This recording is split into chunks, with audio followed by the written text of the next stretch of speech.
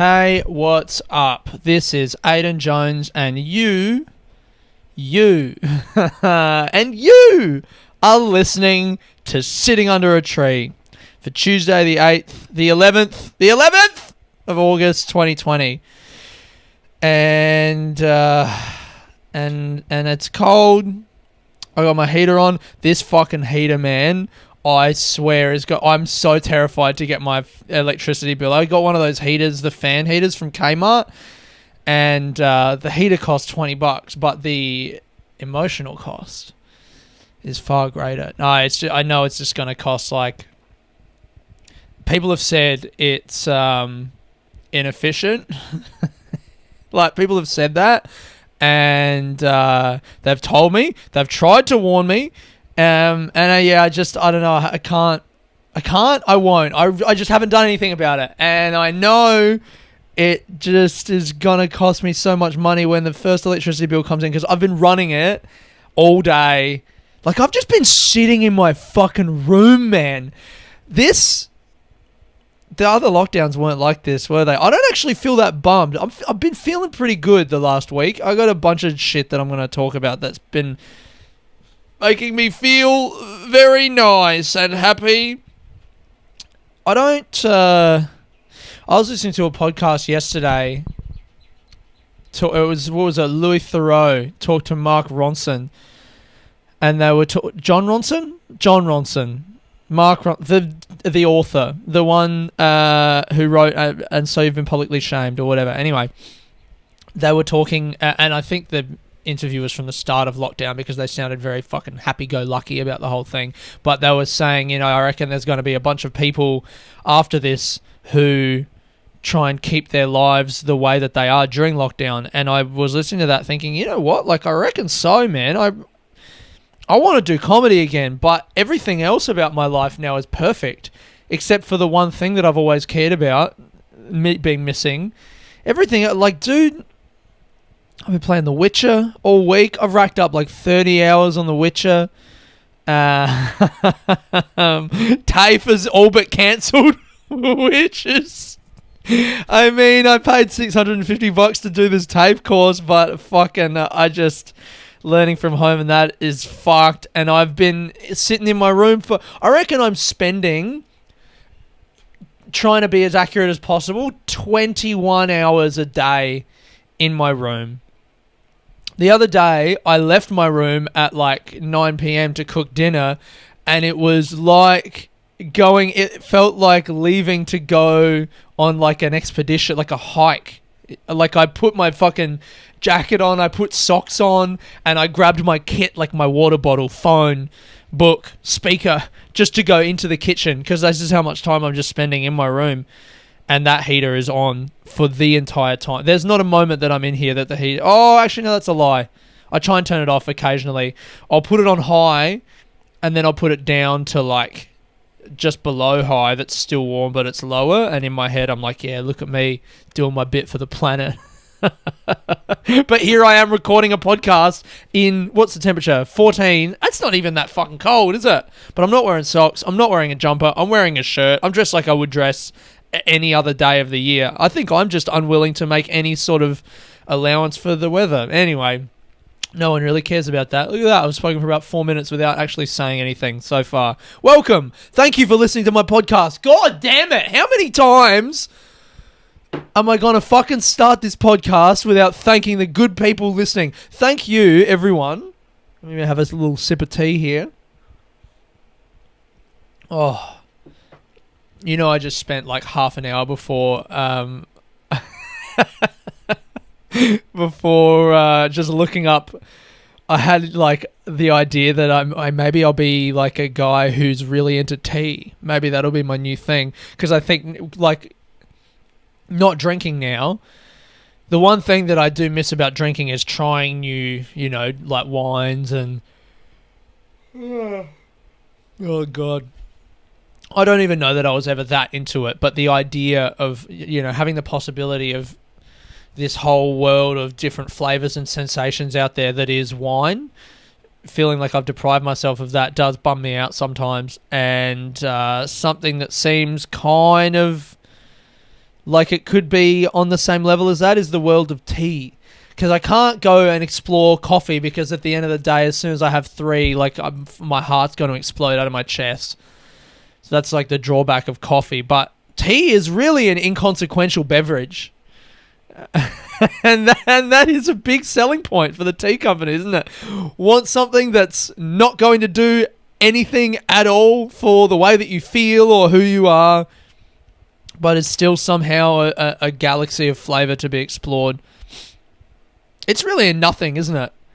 The best tea that I've ever had was years ago, and maybe it had something to do with the fact that I was like falling in love with the person who gave me the tea at the time. But this girl that I'd been seeing was, I was staying at her house, and she'd got like this nice teapot, and all these teas. She was like, I spent like £80 on tea, and there were like 5, little bags of tea, and then she had bought this cast iron teapot, and she poured one. I think it was an oolong, maybe. It was just like this black one, whatever. And all it tasted like, I remember, all it tasted like was just really clean water. But there was something so fucking magical about it, And I was like sitting in her bed, and she brought the teapot over on like a wooden board and sat next to me and like kissed me, and then we had the fucking nice tea. Maybe that's why maybe I don't care about tea at all. Maybe I want to fall in love.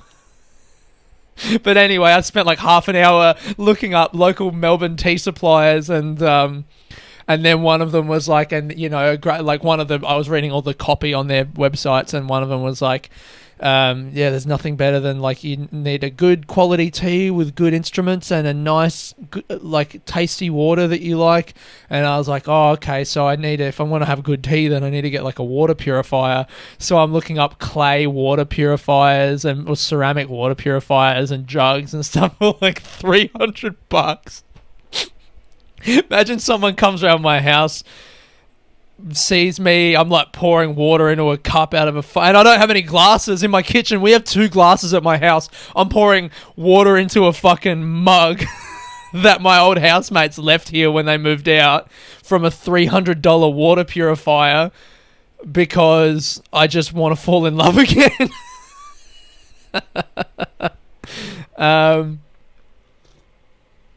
Anyway, so yeah, I mean, contrary to the sound and general vibe of that whole story, I've been feeling pretty good this week. Yeah, last week, that's what I was going to say. Thank you guys for listening to the pod, because last week was my best ever week of like weekly downloads on the podcast. I got like 550 downloads, not for the episode, but across all episodes. So, I'm going to go ahead and say that I don't reckon there's... Oh, fuck off! What the fuck? That was abrupt, wasn't it? That was my phone just said, turn the podcast 550 downloads, not for the episode, but across all episodes. And Google has just... that really... How was my reaction to that?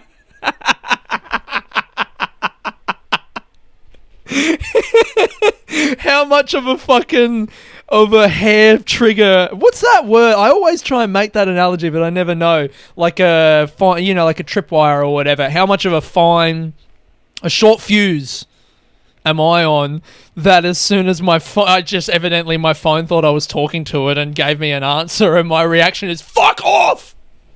Oh, let me just turn my fucking thing off. Power off. Bluetooth connected. Fuck. So, yeah, I don't know. I get quite like skeptical about the numbers on the podcast, because I believe that that's how many, downloads there were, but then I start going, well, what if it's fucking up? Like, what if every download, like I go back and see which episodes have been downloaded, and it looks like a few people have been going back through the back catalogue and listening to all the other ones. all the old ones. And then I'm like, but who has the time to do that? Is someone really doing that? Is someone really doing that? And then I'm like, oh, maybe there's some glitch in the system, so every download is actually showing up twice because there were like twos and there were multiples of two. So I'm like, yeah, it must only be half that. I don't know. I just am skeptical. I don't know why people... All right, so I had a conversation with a guy. I wanted to make this announcement last week, and I'm kind of excited about. I had a conversation with this guy. I got an email from a dude who was just like, I'm from fucking blah, blah, blah, promotions or whatever.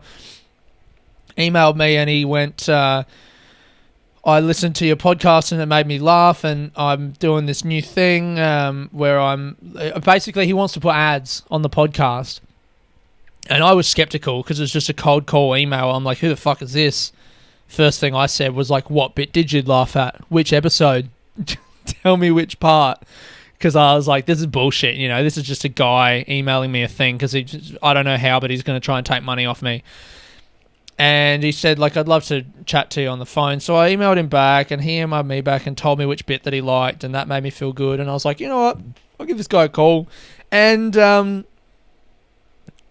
I don't know whether it's weird to say his name or I don't know. He was a really lovely guy, and we had a chat for like half an hour, and he was saying, so he's like a middleman. I don't know if this is interesting to you guys, but whatever. This is me explaining what's going to happen with the pod. He is trying to be, he's like worked in media for a long time, and he's trying to set up a new business where he gets podcasts in a group and then uses those download figures as like a whole to go and pitch advertisers and then sell advertising space on that group of podcasts. And he wants me to be a part of it.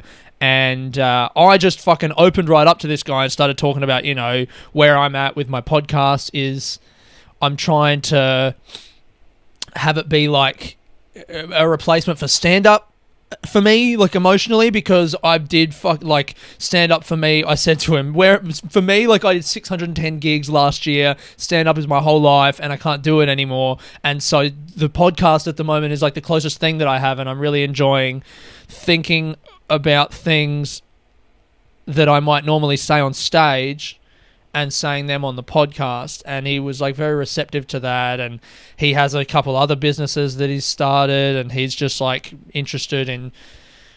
I feel like I'm saying all the things that someone would say who's about to be taken advantage of. Yeah? But I also trust this person, and I want to do it. And so one of the things that I have to do is I can't have songs on the podcast anymore, because if I'm going to be selling ads, it has to be all my original content, whatever.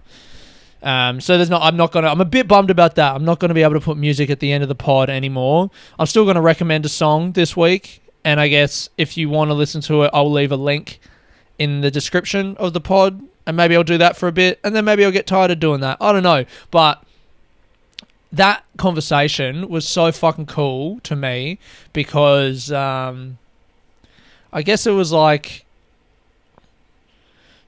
having someone... I don't know what the fuck this is, this podcast. And I spend so much time thinking about it because I really love doing it, and I really appreciate you guys listening so much who do listen.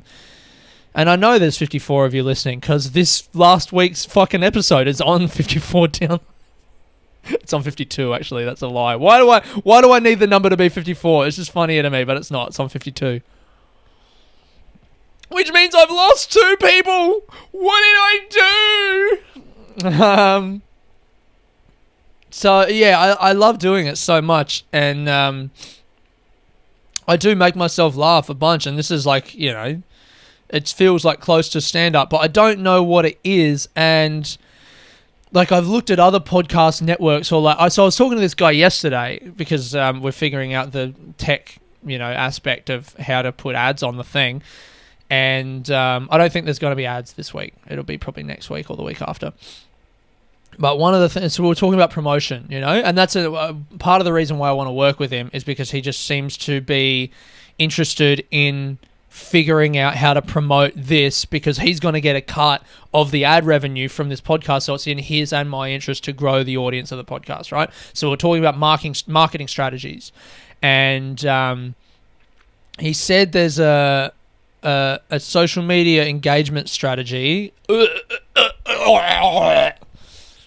A social media engagement strategy called the $1.80 strategy, where you give your 2 cents 90 times. And basically what that means is it's kind of like a target for engagement. So if you want to engage on social media, if you want to increase your visibility, you figure out, like, so he has a business where it's like a beer delivery service, a beer subscription thing, whatever. So his Instagram, he goes on there and you give your 2 cents 90 times $1.80, right? I don't know why it's $1.80. I don't know why it can't be fucking 10 cents. That'd be a lot easier, but maybe it's the 15 cent strategy. You give your 2 cents 7 times, and then one time you give an opinion that you don't really agree with, but you think people might be into, or maybe 15 times you give an opinion. Maybe you just give contrived opinions 180 times. And that's worth 1 cent. It's not 2 cents because you don't believe in it, but it is worth 1 cent because you still did it. You're just a liar, you're just a fraud, which is still worth something, but it's not worth as much as... Anyway, what the fuck am I talking about? So he was telling me about that, and he said what he does is he goes on other beer, like, breweries, Instagrams and stuff, and comments his genuine opinion. Cool label, whatever. Cool thing. This looks fun. I like this. Well, I don't know what kind of stuff you would write. If you care about beer, it's probably easy to think of stuff to say. Ooh, hoppy! Yeah. I mean, the sincerity is gross, isn't it? Oh, this one would be nice with veal. The whole time I'd want to write something sarcastic. So the whole point being, though, that you write something to them that is like genuinely engaging with their product and the thing that they care about, and then they're likely to go on to your page and engage with your thing. And if it's something that they care about, like if you're in the same industry, then it'll be, they'll be interested and they'll probably subscribe to you. And that's how you get your fucking shit out there. But I don't really know what this is. Now, I'm not going to go... Comedians, I respect comedians too much, and I just know comedians, man. We're too like cynical and sarcastic, and I don't know what it is. I'm not going to go on comedians. Oh, they already know who I am as well. I know comedians aren't going to listen to this podcast. I know they're not going to, and I wouldn't expect them to. That's not who I'm trying to fucking get to listen to this. Yeah, but outside of comedy, I don't really know who are... So I thought for a bit, I was like, oh, maybe I talk a lot about self-improvement, I guess. So I've been analysing myself. Maybe I go on podcasts of people, I found like a relationship podcast where people are talking about their relationships, and I go on there, and there was one thing that did resonate with me, so I commented on that. And then I looked for more, and all the other relationship podcasts, I'm just looking through them going, I fucking hate these people. I hate all of them. I don't want to be a part of this world. So, anyway, what was my point there? I'm trying to promote the podcast, but I don't know what the fuck it is. But I think that's okay. I think there's another podcast network that I was like, maybe I could get it on that, but to hit them up and pitch them, like, what's the pitch from? Hey, I do this thing where I talk to myself every week for 40 minutes. I'm trying to do 40 minutes now. I do that, what? Did you want to put me on your network? Who the fuck are you? I don't know, man. I'm just trying to figure that out. I've been playing. What do I want to talk about here? Oh, this made me laugh a bunch before. Should I do that? No, I'll talk about this. I've been playing a lot of The Witcher this week. I wanted to talk about, I guess, like, I'm not really observing that much in the world, but this fucking story in The Witcher, I don't know if... I was trying to tell this story to my friend, and she just kind of couldn't really keep a straight face. She was like, really, you're telling me? But I don't see the difference between, like, a story from a game that I'm playing and a story from a book that I'm reading. But if I tell someone about a book that I'm reading, they're like, fuck yeah. But anyway, here's the story, right? The game is incredible. I've clocked like 30 hours of gameplay on this fucking game. So there's this one story where You're this fucking character. You're this guy in a medieval world. It is lame, isn't it? And there's this baron.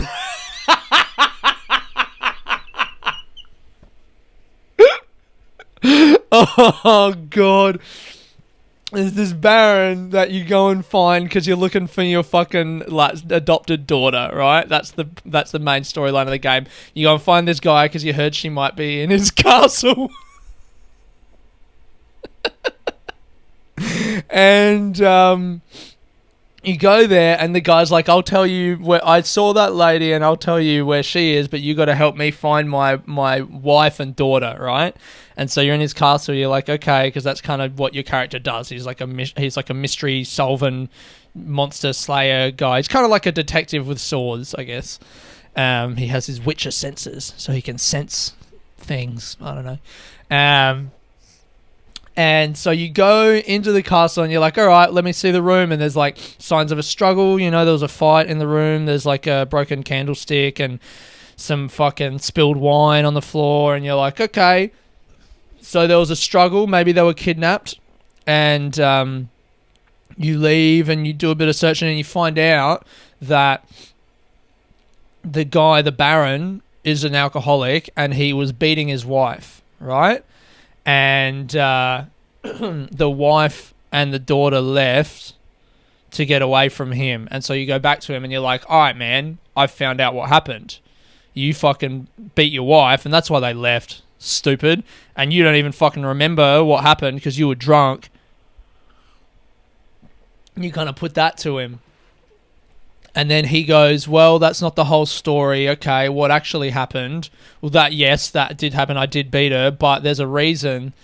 And this is why I think maybe gaming, the fact that it's not in the mainstream, means that this kind of story goes... I feel like if this kind of story was told... If someone told this kind of story as a comedian on stage, because that's so visible and like, you know, the...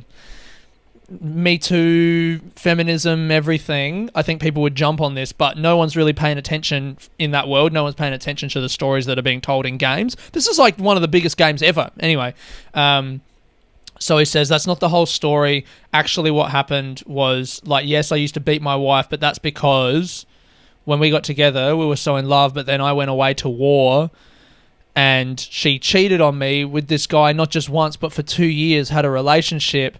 And then I tried to win her back and I went to go and talk to the guy, but I just flew into a rage and murdered the guy that she was with. So this guy, this Baron dude, murdered his wife's, what's the male word for mistress? You know, the guy that she cheated on him with for 2 years. And then she came back and lived with him and he didn't even know if the daughter was his. I think that was part of it. But he like loves his daughter, and even though it might not be his, I don't know. And that's why then he like started beating her because he was angry that she didn't love him anymore. But they kind of ignored that for years, and sometimes he would just beat her, and then she hated him and whatever, and that's why they left. But and like you in the story, your character, you're choosing what to say to this guy, so you can like make judgments. You can pass judgments on that story. You have the fucking opportunity to put your morality into the thing and go, how would I actually react here? And it made me think about, how do I react to that kind of situation? It's like, it's a moral, that's a fucking thing. A quandary, is that what I was about to say? I mean, how do you react to that, you know? The guy should just fucking leave that lady, shouldn't he? But you don't have, that's not an option. There's only two options. You have to go, either it's your fault or I can see both sides, I think. Or it's her fault. Maybe there's three, I can't remember. But anyway, then you go and find the lady and she's made a deal. Oh, that's right. And then there was also the fucking wife had a miscarriage of their unborn child, their new child, and that's why she left. And he came in the morning after and saw the miscarried fucking kid on the ground in the room and was like, oh my God, that's my child, blah, blah, blah. And so you go and find the lady and you find out that she's made a deal with some fucking witches to get rid of the child because she didn't want to be with this Baron anymore and she didn't want to carry his child. And and now she's like a servant to the witches. And anyway, you fucking go there, and the thing's all resolved. The Baron and the lady have a moment where they, before she dies, you know, they have a moment where he like apologizes to her, says sorry for everything, and then you go back to the castle to get your money off him, and he's fucking hung himself from the tree. And that's the story. And it's like, that, you know what? I don't think the ending to that story is actually that important. The important thing for me that I've just realized is, how do you react? I don't know, man. The Baron should just... Maybe better storytelling. It's such a fucking cool thing that this game has made me care about that story. And made me think about how would I... Maybe it's not problematic in like a, you know, world of feminism and whatever. I mean, he shouldn't hit his wife, and also she shouldn't have cheated on him for 2 years. And just because she cheated on him doesn't mean he should hit her, or he could. No, you shouldn't. You know, he shouldn't have done that, and she shouldn't have cheated on him. They're just two independent facts.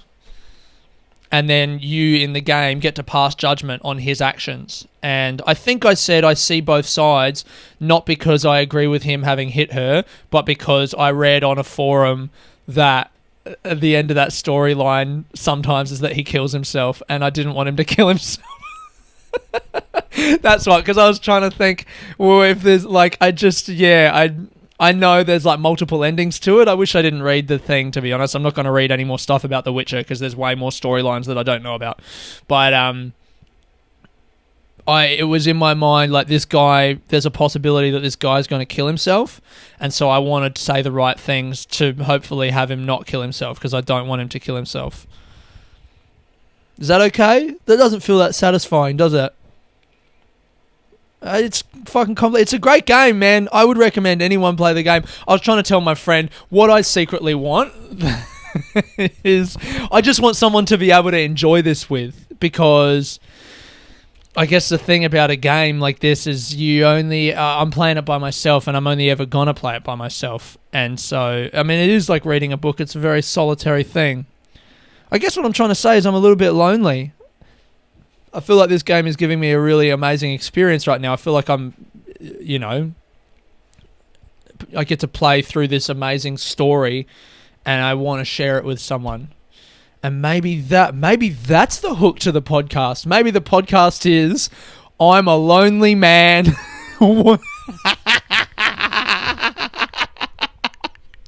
Just trying to share my life with someone. Oh! Oh, God. What's the picture for this week? The picture for this week is...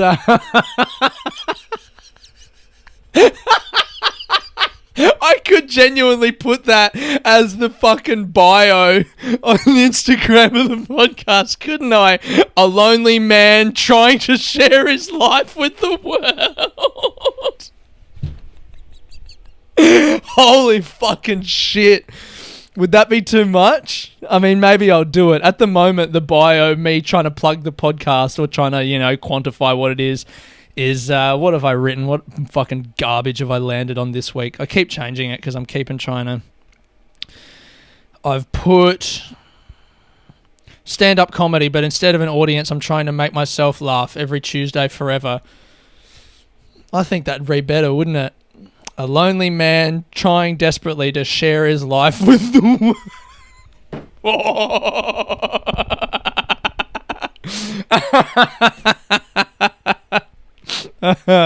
Well, you know what? Go on the Instagram, Sitting Under Podcast, and you'll see. You'll see whether I've had the fucking courage to change it. The picture this week is I got my Ooh Spooky shirt. My boys, Luca Muller, Pete Jones, Adam Knox, have a podcast called Ooh Spooky, where they every week read stories from Mysteries of the Unexplained or some fucking bullshit, I don't know, scary stories book, and it's one of the funniest podcasts ever. And they have merch, and so I got one of their shirts, and I got it this week, and I took a picture of me wearing it, And I'll deep dream that this week. Also, though, the reason I talk about that is because... Let me take another sip of tea here.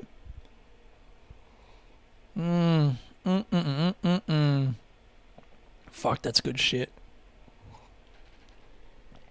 I have been listening to their podcast, another one. So every year in Edinburgh, the Edinburgh Fringe, for the last 2 years, this would have been the third, they do a podcast called 25 Days where the format of the pod is 10-15 minutes of talking about what they've been doing in Edinburgh at the Fringe that day, and then the last 10 minutes is find a flyer that they've been given on the street and then just like talk about the flyer and talk shit about it, basically. And I've been a guest on the podcast a few times. It's one of my favourite things about the Fringe every year is to go on that podcast.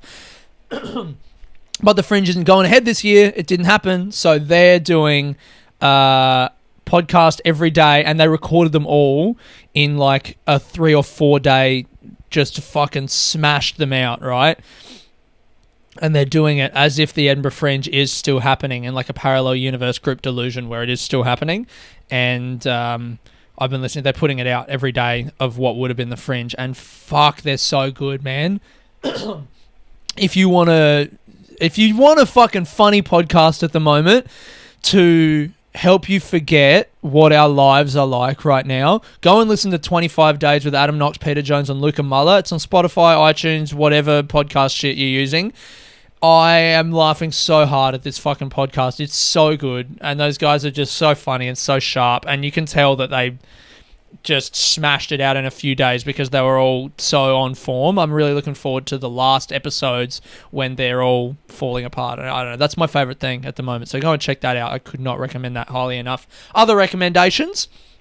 Tweet of the week. I don't know if I'm ever going to do this segment again. I don't know if this even is a segment, but for this week, I saw something that made me laugh so hard before. Someone retweeted an article that was, should schools weigh pupils to make sure they shift the pounds they've been putting on during the lockdown, which is a pretty weird idea, I reckon. Like, probably not. And someone tweeted, I got weighed on the first day of year 5 and it gave me an eating disorder that I didn't beat until I was 20 and still lives with me every day, XXX. Saying, like, don't fucking weigh kids, which I agree with. And then, then someone underneath there has just written anecdotal. And you know what? I'm not going to do that segment again because I thought it was going to make me laugh when I said it again on the podcast and it fucking didn't, all right? I still don't know how to bomb on this podcast. If I was saying that on stage, would I have gotten defensive like that? If I realised that it wasn't going to be funny? I don't know. Anyway, that was a bomb. That one bombed.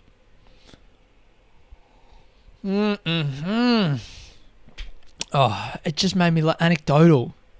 I don't know. Yeah, I'm not going to sit here and try and explain the joke and make myself laugh about it because I'm not going to. Here's a fucking wild story, and then I reckon I'll wrap up. I was talking to someone the other day who grew up or spent a lot of time as a kid in Robe in South Australia, which is where a lot of my family, like my mum's side of the family, are from. And whenever I don't often meet someone from Robe, but whenever I do, I always tell them my family used to own this house in Robe called Karata House.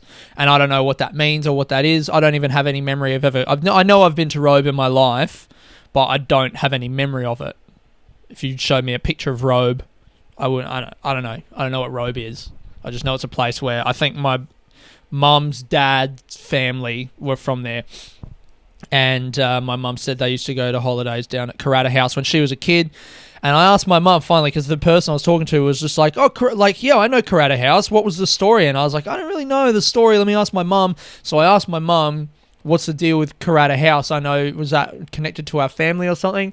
And apparently, it's just like sad family history, I guess, kind of rang in a similar emotional tone to the stuff from The Witcher, but this is from the real world.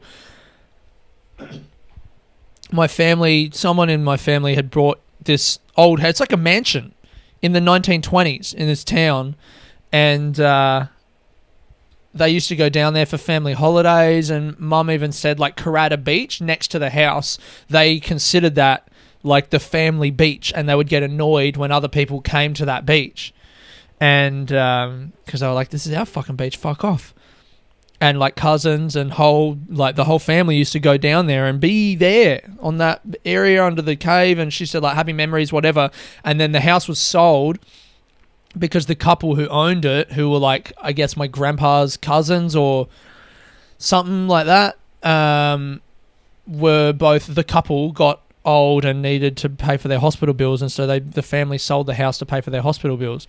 And then the little bit on the end that my mum added was their daughter died in a car crash when she was 16 on the way home from the school dance, and that was before my mum was born. And that, I don't know what it was about that detail, just knowing that detail about that couple and that house made it seem so much more real to me. Isn't that fucking crazy? That's in my family.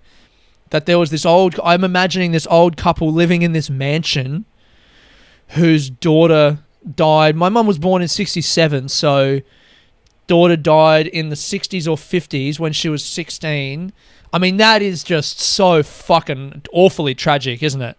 Your only child, 16 years old, dies in a car crash on the way home from a school dance. The symbolism of that, the school dance, is like one of those, rite of passage moments where you're becoming an adult and she's becoming a woman. She was probably there with a date, young love, all of that. They're driving a car. They were drunk driving.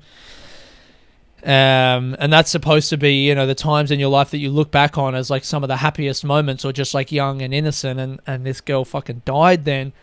And it made me think about that couple and how that is a thing that would stay with you for the rest of your life. There's no way you're ever getting away from that grief.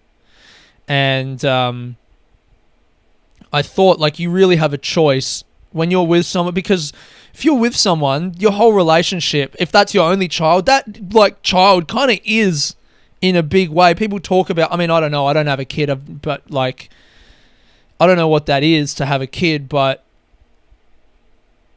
people talk about when you have a kid, your life stops becoming your life and it becomes about them, And so I would imagine that couple had been together for at least 16, let's say 20 years, from like meeting to getting married, having this kid, and now she's 16.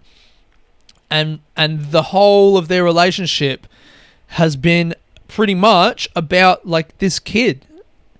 And then to suddenly have that end feels like everything that relationship has been is now gone. And at that point, you really have a choice. Do you stay with the relationship, which is something that is like good and a positive thing in your life, and so you get to keep that, but the flip side to that decision is you then are reminded of what happened forever, because you, like, when you look at that person who you're in the relationship with, all you think about probably is the fact that the fucking daughter that you had together died.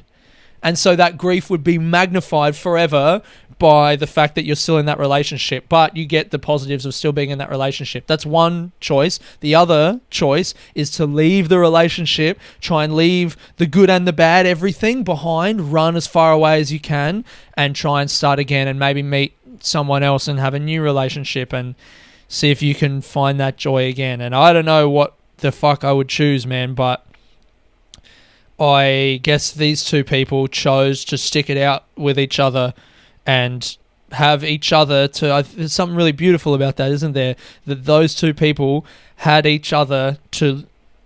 That's the only other person in the world. I've been thinking a lot about the way that you make memories with people that only exist with that person. And like, if you have a story that you share with someone and then suddenly that person isn't in your life anymore for whatever reason, if they die or if you're just, if you fall apart or your relationship kind of fades away or whatever it is, the stories that you had together, they were our stories, but then if they're not there anymore, that's just my story.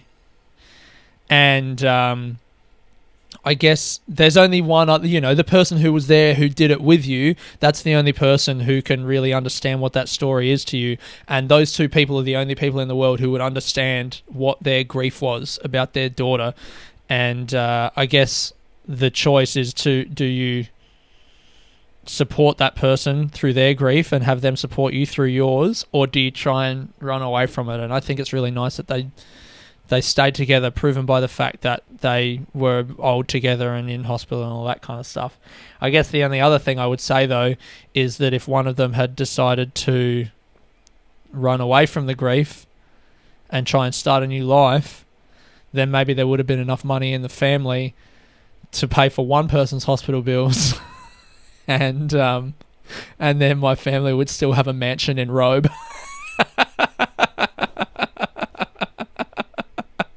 And then I'd have my own fucking beach in a town that I don't care about.